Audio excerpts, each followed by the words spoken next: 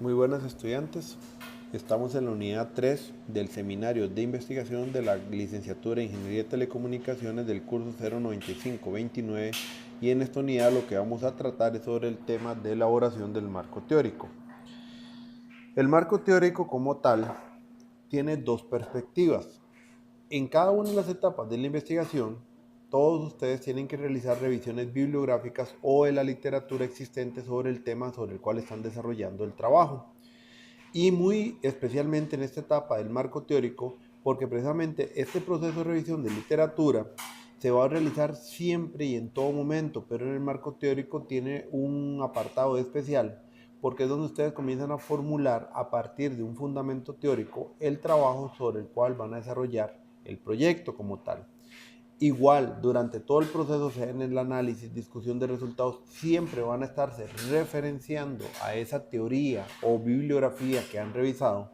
porque toda aquella conclusión, todo aquel análisis de resultados va a estar fundamentado en alguna teoría y por lo tanto se considera un proceso vivo, porque la teoría como tal se vuelve a revalidar o se puede perfectamente discutir si algún punto de los encontrados durante el desarrollo del proyecto no es el adecuado.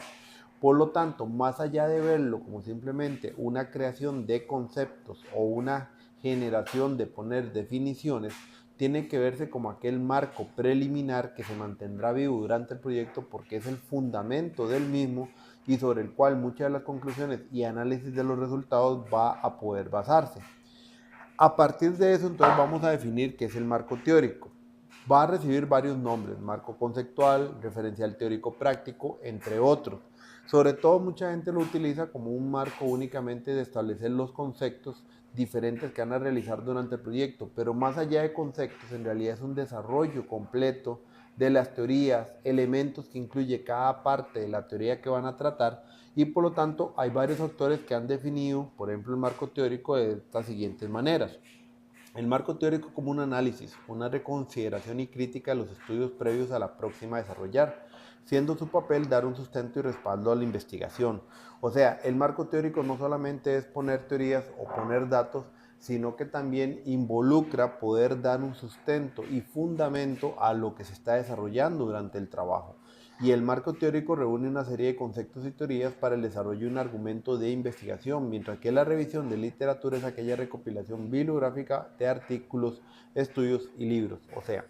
no simplemente es tomar datos de los estudios, de las bibliografías, de los artículos, sino que también debe desarrollarse y por eso es que pasa a ser un marco teórico como tal. Más en los casos de proyectos donde ustedes desarrollan soluciones o propuestas, estas propuestas tienen que estar fundamentadas en algo que ya ha sido validado por la comunidad y que no simplemente ustedes dijeron, mira, hoy pensé que esto podía resultar y lo voy a realizar de esta manera, sino que en realidad tiene un fundamento teórico por el cual ustedes lo están ejecutando, que por ejemplo están calculando el espectro de luz requerido para una transmisión X. Ese espectro de luz está dado porque ya alguien desarrolló una teoría de que ese ancho banda que van a requerir para esa luz va a ser específicamente ese rango X por el cual ustedes van a trabajar. Entonces, esa es la función también principal que tiene el marco teórico.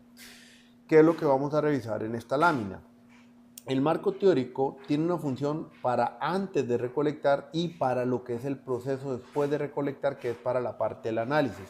Durante el antes es como para fundamentar al estudiante también que él conozca, investigue y profundice sobre los diferentes temas que va a desarrollar, con lo cual él puede establecer su estado actual de la investigación, conozca las teorías más nuevas sobre la misma investigación o el proyecto que va a realizar, no se fundamente sobre teorías que tal vez ya han sido sobrepasadas, mejoradas, revalidadas o hasta reconsideradas,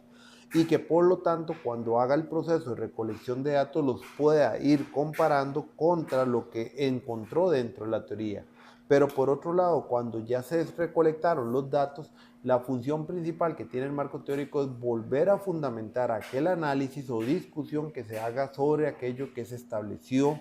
como resultado de la investigación, ubicar las conclusiones dentro de algún rango de toda la teoría investigada y con esto poder generar ya sea nuevas preguntas, hipótesis o hasta investigaciones posibles a desarrollar a partir de aquello en lo cual se encontraron diferencias o que se sustentaron dentro de la misma teoría.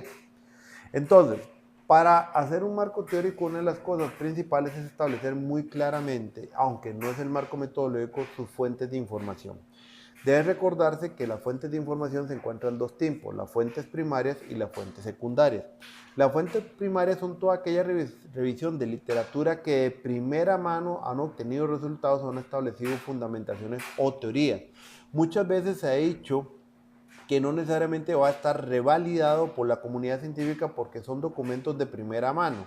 Por ejemplo, si estás realizando un trabajo de mejora de procesos en una empresa como tal, estaríamos hablando de los procedimientos propios o normativas propias de la empresa, son fuentes primarias, porque estas fuentes no han sido registradas a nivel internacional, pero son válidas dentro del marco de la empresa como tal. También una fuente primaria se puede encontrar en un libro con autor editado e impreso por una entidad que evidencia un registro internacional de este, un artículo académico, investigaciones científicas, propuestas de nuevas teorías y fundamentaciones que no necesariamente han sido puestos en el tapete todavía para fundamentar, pero proponen nuevas teorías que son las más novedosas. También, por ejemplo, vamos a hablar como fuentes primarias, aquellos estándares o mejores prácticas aplicados en el área sobre todo de tecnologías de comunicación como tal, como son las normas, por ejemplo, de la Unión Internacional de Telecomunicaciones que estamos revisando, o que ustedes llevaron en el curso de gestión de telecomunicaciones, siendo también una fuente primaria como tal.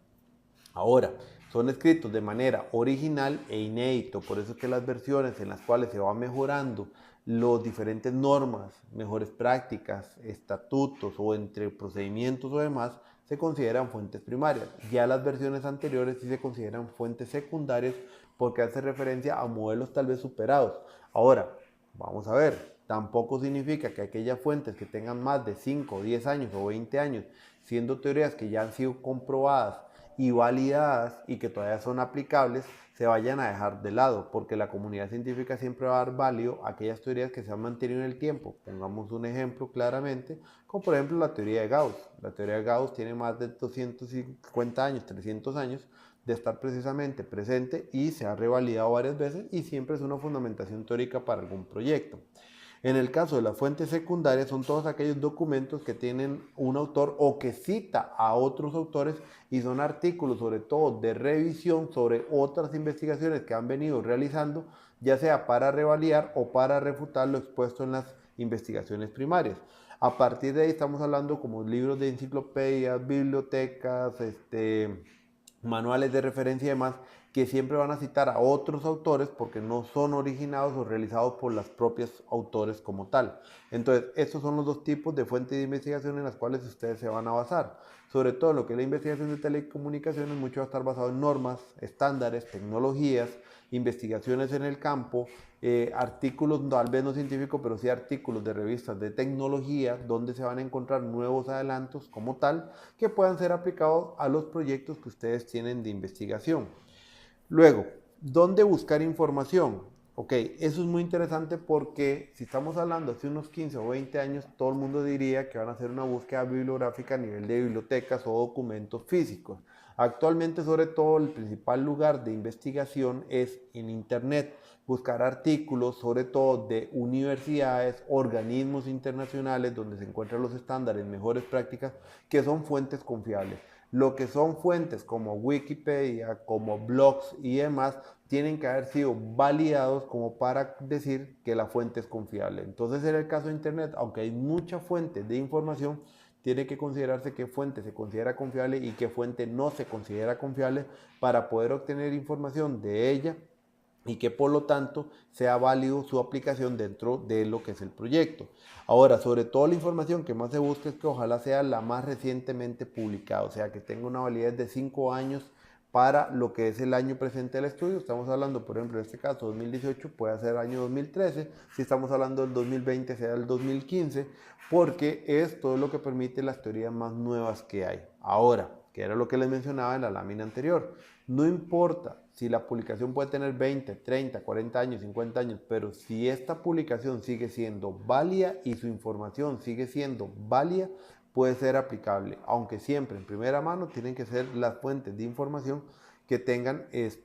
una mayor cercanía al tiempo de su realización. Y como indicaba, pueden buscar información en internet, libros, revistas, simposios, seminarios, memorias de seminarios de las mismas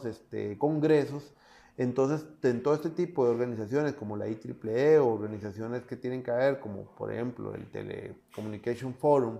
o el mismo Forum de GSM o los de 3G, LTE o las mismas compañías, todos son fuentes de información válida. Nunca hay que dejar tampoco de revisar información que se encuentre física y solo pensar en información digital. Ahora, siguiendo dónde buscar información, aquí aparecen varios ejemplos, referencia a libros o textos considerados como clásicos, que son insustituibles. Sí, muy importante el último dato que aparece en esta lámina, donde se dice que a la hora de buscar, al menos un 80% de las referencias sean las que sean menores a 5 años. Entonces ustedes pueden manejar esto como un diagrama de Pareto en el cual el 80% de las fuentes sean menores a 5 años y el resto puede considerarse más de 5 años siempre que sean fuentes válidas de información. Se puede tener también otra fuente de información, no son los handbooks o antologías de parte de proveedores o de parte de fabricantes que son referencias a temas muy específicos. Por ejemplo, si ustedes están desarrollando una investigación sobre algún modelo de control específico, sobre alguna tecnología celular, por ejemplo, entonces podríamos buscar los handbooks de los diferentes equipos que componen la red del fabricante y a partir de ahí un tema muy específico de configuración tomarlo como referencia, lo cual es completamente válido. También puede ser información propia de la empresa como procedimientos, normativas, políticas y demás, dependiendo del ámbito de aplicación donde estén desarrollando el proyecto. Ahora, también es muy útil las revistas especializadas, que era lo que les mencionaba, que son como las revistas de tecnología. Ahora, ¿cuáles son los pasos necesarios para revisar documentos? Según la documentación, porque el libro base que estamos usando es el libro de Rosita, de lo que son métodos de investigación, se nos identifica 14 pasos para más o menos o para establecer una correcta investigación y revisión de los documentos para poder obtener la información que nosotros requerimos. Entonces podemos contemplar que el título y resumen de una indicación o novedad o relevancia del artículo. Muchas veces cuando ustedes vayan a revisar cualquier fuente de información, lo primero que tienen que revisar es el prólogo, el prefacio o el resumen como tal del artículo para saber si la información o el tema que está tratando tiene que ver relación con la información que ustedes van a utilizar. Ahora, una de las partes más importantes de una investigación científica sería la parte de metodología. En el caso de aplicaciones de ingeniería, es sobre todo revisar su método de aplicación que sea correcto. Después de eso, digamos que los pasos más importantes es buscar sobre definiciones, estadísticas importantes, novedades que traiga el documento. Lo importante es que una vez establecido en el resumen las temáticas que el documento trabaja, poder establecer también las líneas necesarias o información que yo requiero para tampoco realizar toda la lectura completa de cada artículo, sino para realizar también la parte importante de hacer sinopsis de dónde va a ser la información que yo después vamos a desarrollar a nivel del marco teórico y no expandirse en temas que tal vez son correlacionales, pero no relacionados directamente al plano principal que van a desarrollar para el proyecto. Ahora, también es muy importante revisar relaciones entre los estudios, porque cuando se tiene un estudio de revisión puede ser que se hayan encontrado 4 o 5 estudios relacionados o que también estén referenciados dentro del mismo estudio y esto le facilita poder llegar a la fuente de información primaria que son tal vez las más importantes y no bajo un artículo de referencia. En el caso de las tecnologías, sobre todo es muy dado las investigaciones o propuestas de nuevos desarrollos de aplicación para mejorar las tecnologías pensando en el servicio al cliente. Entonces, sí les pido que por favor revisar estos 14 pasos para saber que la investigación que están realizando sea la correcta y de tal manera poder establecer la verdadera información que requieren incorporar al marco teórico. Después de eso tenemos los pasos del 15 al 22, donde ya nos involucra otra serie de consideraciones dependiendo del tipo de estudio. Vean que, por ejemplo, el paso 22 determine qué aspectos demográficos prevalecieron los participantes de los estudios. En el caso de ustedes, si no hay una cuestión de carácter demográfico, o sea, de aplicación directa a un grupo de personas, no haría necesario. ¿Qué es lo importante de la estructuración de los pasos al final de cuentas? Es que el resultado sea un marco teórico estructurado, guiado, que vaya de lo general a lo específico y que le sirva a cualquier persona que vaya a poder leer el documento del proyecto final recordando que si no se declara confidencial es de carácter público y puede ser evaluado, revisado y puede ser sobre todo entendido. Entonces que cualquier persona, no importa su carrera, puede entender a partir del marco teórico el eje principal de la temática que se va a desarrollar en la investigación. Ahora, ¿cuál es la estrategia que se utilizan a nivel de la revisión de literatura? Y esto está muy asociado muchas veces hasta con el famoso plan Dulac-Check o el famoso ciclo de Deming, pero anda muy similar sin ser el mismo. Lo que se le indica a toda persona es que lo primero que tienen que realizar es una planeación de lo que van a incorporar al marco teórico. No es solamente escribir lo que encontraron en la revisión de la literatura o de los artículos científicos, sino que también es sintetizarlo, establecer las temáticas principales, la información principal y comenzar con ello a estructurar primeramente en un esquema sinóptico lo que sería el desarrollo del marco teórico para posteriormente comenzar a desarrollar ideas. Esa es la fase de planificación de la revisión de la literatura. Con eso también establecer las fuentes primarias, las fuentes secundarias, estructurar las fuentes según cada temática que se va a desarrollar y con esto será mucho más sencillo el desarrollo como tal de esta sección del documento. También, por otro lado, mientras se escribe una revisión de literatura para una futura investigación, se busca que el autor demuestre también el dominio sobre el tema al estudiar. O sea, no solamente es hacer un copiado y pegado de la información, sino que también se pueda parafrasear y lo pueda llevar hacia el lector a entender hacia la temática principal del proyecto o cómo se va a aplicar. O sea, que se vea la relación entre lo que se está redactando y a su vez con el proyecto como tal de desarrollo. Para eso se puede desarrollar herramientas como la ficha bibliográfica para conocer a fondo cada fuente de información que se tiene, con algunas notas o preguntas lo que está desarrollando como información y también cuadros de seguimiento como el mostrado a la mano izquierda de esta lámina, porque en formatos tipo Excel uno puede entender cuál es el propósito del estudio, qué variables maneja, qué resultados son los más importantes y después poder redactar únicamente referenciando la información y no tanto usando citas textuales.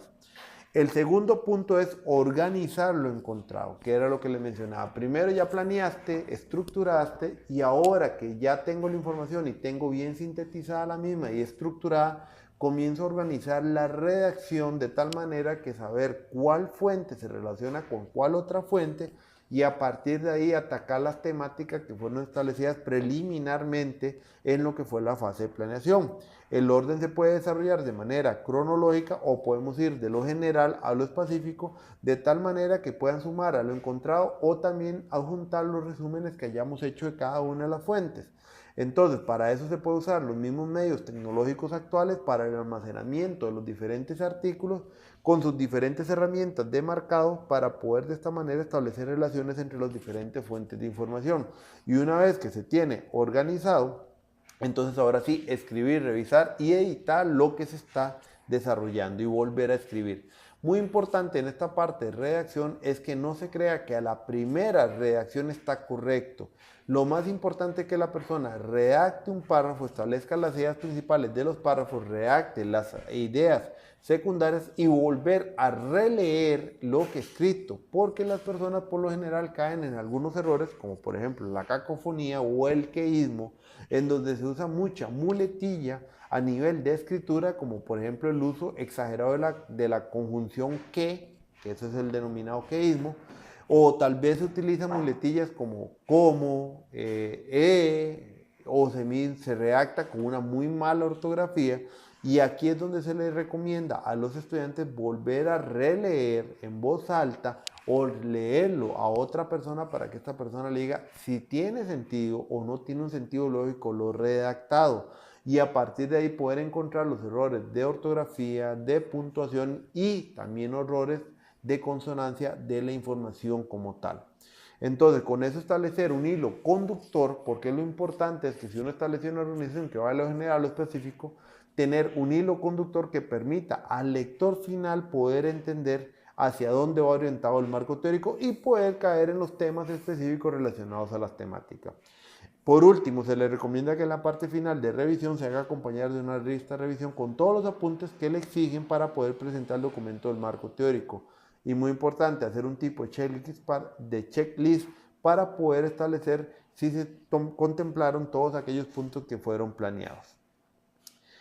El documento como tal o esta presentación ha sido basado en el documento de acompañamiento práctico al proyecto de investigación, código 859, de la profesora y experta en metodología Rosita Ulate, que fue también desarrollado con Rubén Ortiz, de la Universidad Estatal